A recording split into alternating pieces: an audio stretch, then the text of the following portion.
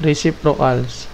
Tapos, yung isa pang basic dyan, yung sine squared, kunyari x plus cosine squared x equals 1. Ito yung isang basic na susunod. No? So, ayan, kailangan memorize mo yan kung nagtatrigo ka ngayon. No?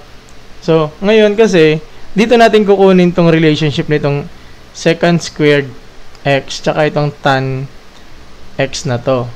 No? So, ito lang tatandaan mo, sine squared, cosine squared, tsaka 1. Lagi yan, ha? Proven yan.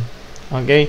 Ngayon, para makakuha tayo ng tan tsaka ng sec, ang gagawin natin, i-divide natin ng cos squared silang lahat.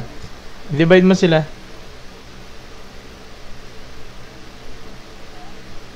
Ay, oo nga pala, sabi ko kasi kanina. Sabi ko pala kailan ba?